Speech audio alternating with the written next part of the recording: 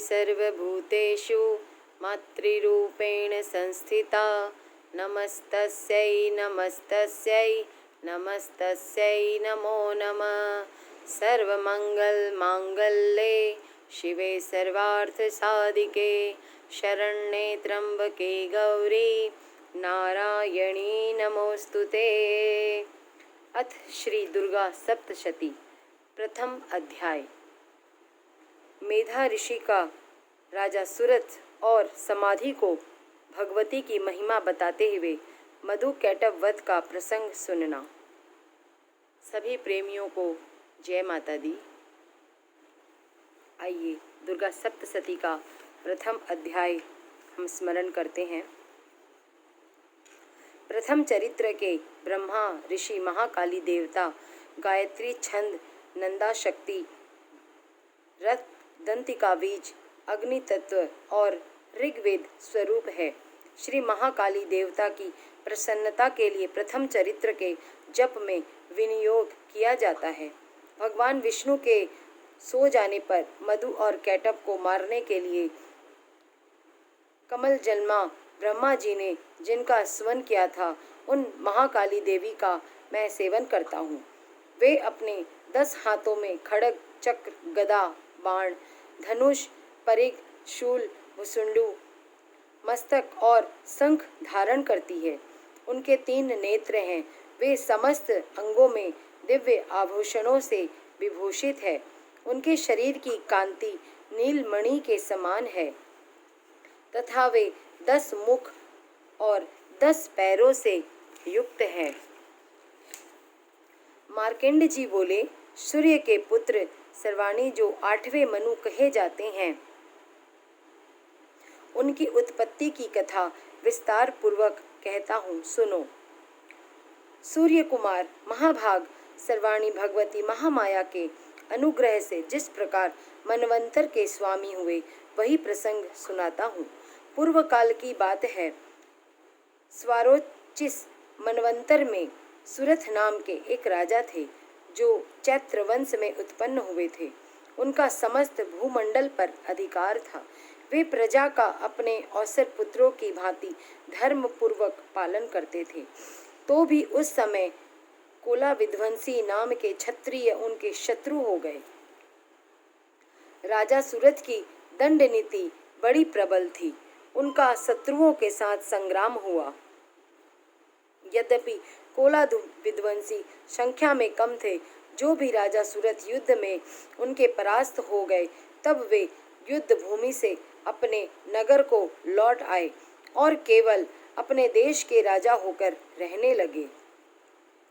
किंतु वहां भी उन प्रबल शत्रुओं ने उस समय महाभाग राजा सुरथ पर आक्रमण कर दिया। राजा का बल क्षीण हो गया था, इसलिए उनके दुष्ट महाबलवान एवं दुरात्मा मंत्रियों ने वहां उनकी राजधानी में भी राजकीय सेना और खजाने को हथिया लिया। सूरत का प्रभुत्व नष्ट हो चुका था, इसलिए वे शिकार खेलने के बहाने घोड़े पर सवार हो वहां से अकेले ही एक घने जंगल में चले गए। वहां उन्होंने विप्रवर मेधा मुनि का आश्रम देखा, जहां कितने ही हिंसक जीव परम शांत भाव में रहते थे। मुनि के बहुत से शिष्य उन वन की शोभा बढ़ा रहे थे। वहां जाने पर मुनि ने उनका सत्कार किया और वे उन मुनि श्रेष्ठ के आश्रम पर इधर उधर विचरते हुए कुछ काल तक रहे। फिर ममता से आकृष्ट चित्त होकर वहां इस प्रकार चिंता करने लगे। पूर्व काल में मेरे पूर्वजों ने जिनका पालन किया था, वही नगर आज मुझसे रहित है। पता नहीं मेरे दुराचारी भृत्यगण उसकी धर्म पूर्वक रक्षा करते हैं या नहीं। जो सदा मद की वर्षा करने वाला और शूरवीर था, वह मेरा प्रधान हाथी अब शत्रुओं के अधीन होकर न जाने किन किन भोगों को भोगता होगा। जो लोग मेरी कृपा धन और भोजन पाने से सदा मेरे पीछे पीछे चलते थे, वे निश्चय ही अब दूसरे राजाओं का अनुसरण करते होंगे। उन अव्यापी लोगों के द्वारा सदा खर्च होते रहने के कारण अत्यंत कष्ट से जमा किया हुआ मेरा वह खजाना खाली हो जाएगा। ये तथा और भी कई बातें राजा सूरत निरंतर सोचते रहते थे। एक दिन उन्होंने वहां विप्रवर मेधा के आश्रम में निकट एक वैश्य को देखा और उससे पूछा, भाई तुम कौन हो? वहां तुम्हारे आने का कारण क्या है? तुम क्यों शोकग्रस्त और अनमने से दिखाई देते हो? राजा सूरत का यह प्रेम पूर्वक कहा सुना वचन सुनकर वैश्य ने विनीत भाव से उन्हें प्रणाम करके कहा। वैश्य बोला, राजन, मैं धनियों के कुल में उत्पन्न एक वैश्य हूँ। मेरा नाम समाधि है। मेरे दुष्ट स्त्री पुत्रों ने धन के लोभ से मुझे घर से बाहर निकाल दिया। मैं इस समय धन, स्त्री और पुत्रों से वंचित हूँ। मेरे विश्वसनीय बंधुओं ने मेरा ही धन लेकर मुझे दूर कर दिया है। इसलिए दुखी होकर मैं वन से चला आया हूँ। यहाँ रहकर मैं इन बातों को नहीं जानता कि मेरे पुत्रों की, स्त्री की और स्वजनों की कुशल है या नहीं। इस समय घर में वे कुशल हैं, रहते हैं तथा उन्हें कोई कष्ट है। वे मेरे पुत्र कैसे हैं? क्या वे सदाचारी हैं अथवा दुराचारी हो गए हैं? राजा ने कहा, जिन लोभी स्त्री पुत्र आदि ने धन के कारण तुम्हें घर से निकाल दिया, उनके प्रति तुम्हारे चित्त में इतना स्नेह का बंधन क्यों है? वैश्य बोला, आप मेरे विषय में जैसी बात कहते हैं वह सब ठीक है, किंतु क्या करूं, मेरा मन निष्ठुरता नहीं धारण करता। जिन्होंने धन के लोभ में पड़कर पिता के प्रति स्नेह, पति के प्रति प्रेम तथा आत्मीय जन के प्रति अनुराग को तिलांजलि दे मुझे घर से निकाल दिया है, उन्हीं के प्रति मेरे हृदय में इतना स्नेह है। महामते, गुणीहीन बंधुओं के प्रति जो भी मेरा चित्त इस प्रकार प्रेम मग्न हो रहा है, यह क्या है? इस बात को मैं जानकर भी नहीं जान पाता, इसलिए मैं लंबी सांसें ले रहा हूँ और मेरा हृदय अत्यंत दुखित हो रहा है।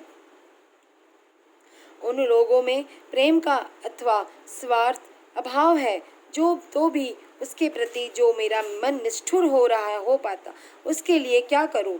मार्कंडेय जी कहते हैं, ब्राह्मण तदंतर राजाओं में श्रेष्ठ। बोलो सच्चे दरबार की जय। सूरत और वह समाधि नामक वैश्य दोनों साथ साथ मेधा मुनि की सेवा में उपस्थित हुए और उनके साथ यथा योग्य न्यायकुल विनयपूर्ण बर्ताव करके बैठे। तत्पश्चात वैश्य और राजा ने कुछ वार्तालाप आरंभ किया। राजा ने कहा, भगवान, मैं आपसे एक बात पूछना चाहता हूँ, उसे बताइए। मेरा चित्त अपने अधीन न होने के कारण वह बात मेरे मन को बहुत दुखी देती है। जो राज्य मेरे हाथ से चला गया है, उसमें और उसके संपूर्ण अंगों में मेरी ममता बनी हुई है।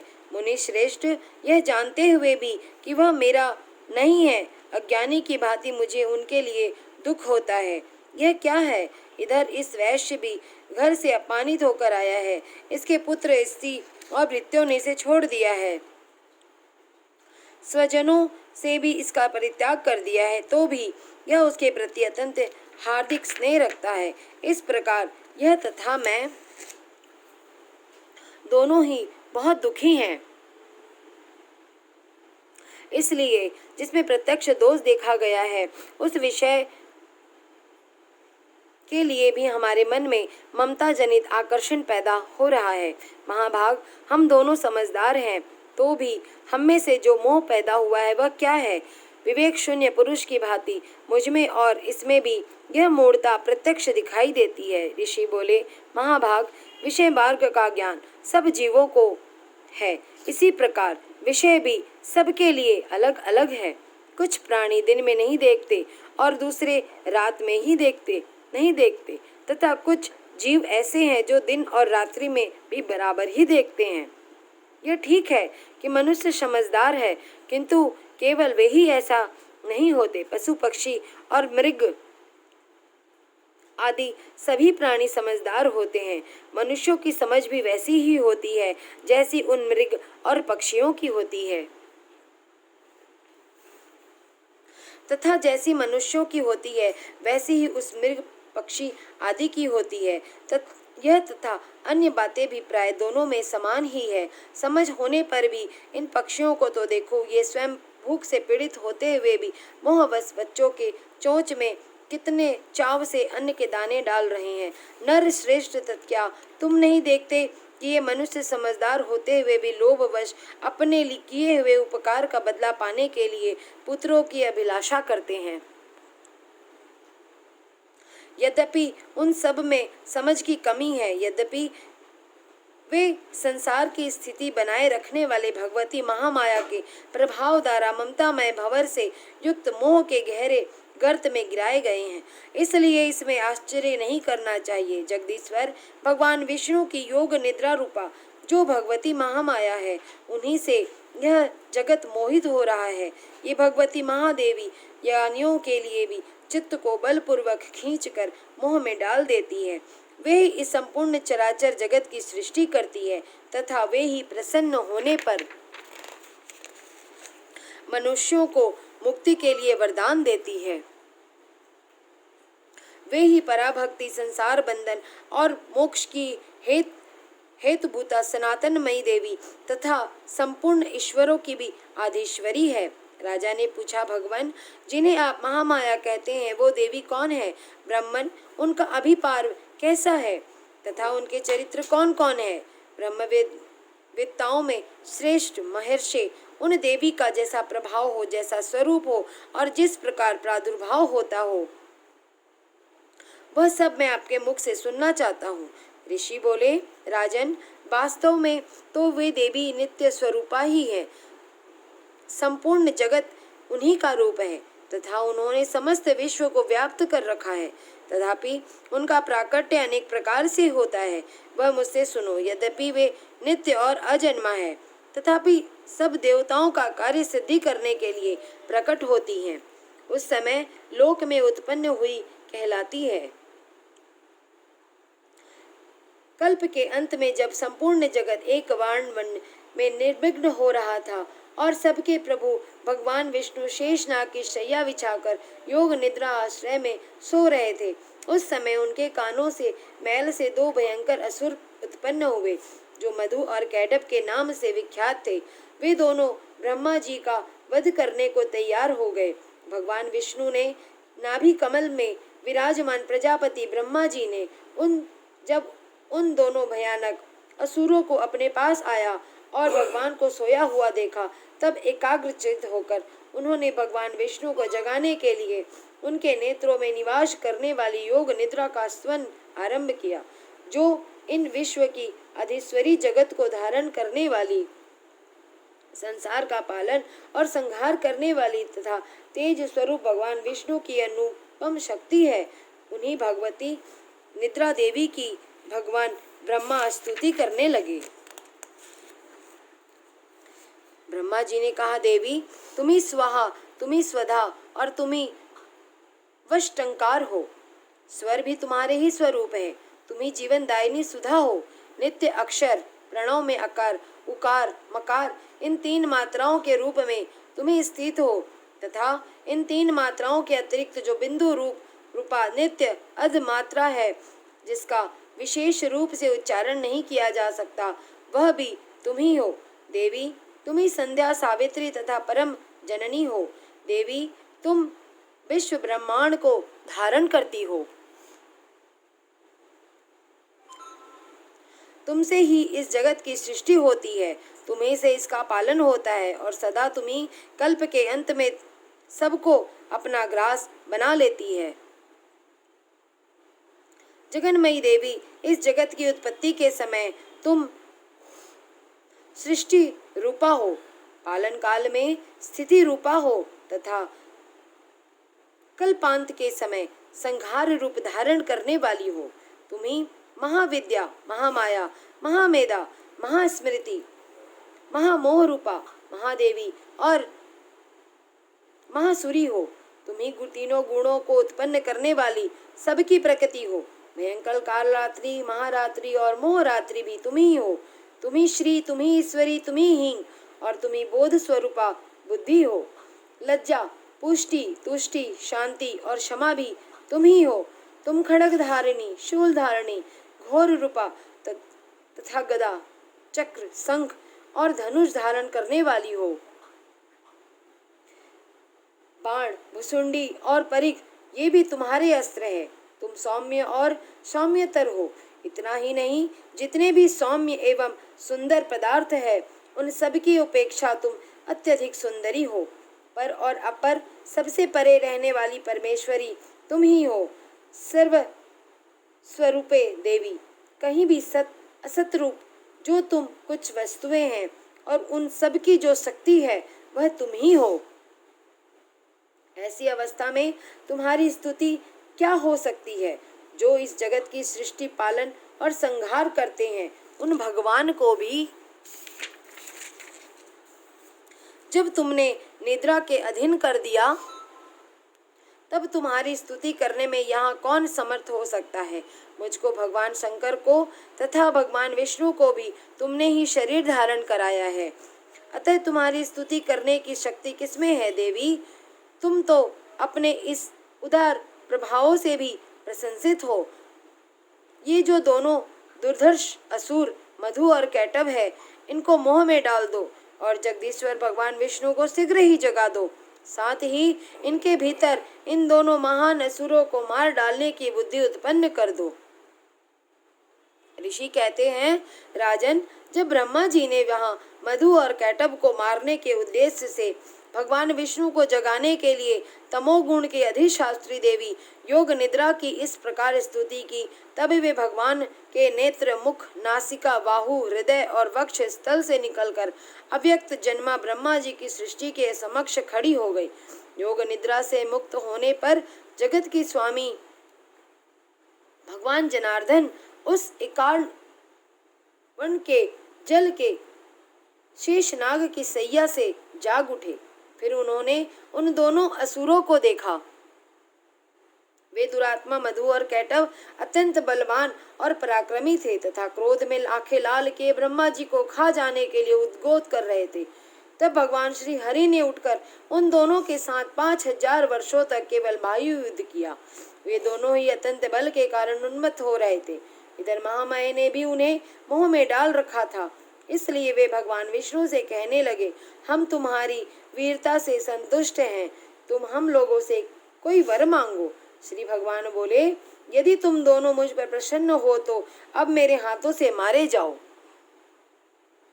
बस इतना सा ही मैंने वर मांगा है, यहाँ दूसरे किसी वर में क्या लेना है। ऋषि कहते हैं, इस प्रकार धोखे में आ जाने पर जब उन्होंने संपूर्ण जगत में जल ही जल देखा, तब कमल नयन भगवान से कहा, जहाँ पृथ्वी जल में डूबी हुई ना हो, जहाँ सूखा स्थान हो, वहीं हमारा वध करो। ऋषि कहते हैं, तब तथास्तु कहकर शंख, चक्र और गदा धारण करने वाले भगवान ने उन दोनों के मस्तक अपनी जांघ पर रखकर चक्र से काट डाले। इस प्रकार ये देवी महामाया ब्रह्मा जी की स्तुति करने वाले स्वयं प्रकट हुई थी। अब पुण्य तुमसे उनके प्रभाव का वर्णन कहता हूँ, सुनो।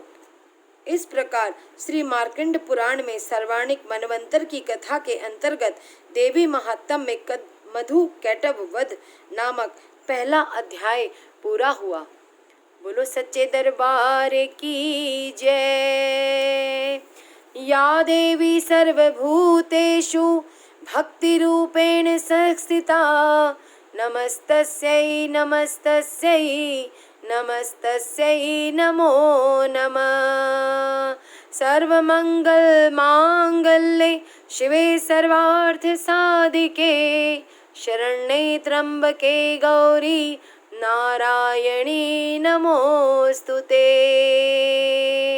सभी को जय माता दी, जय माता दी, जय माता दी।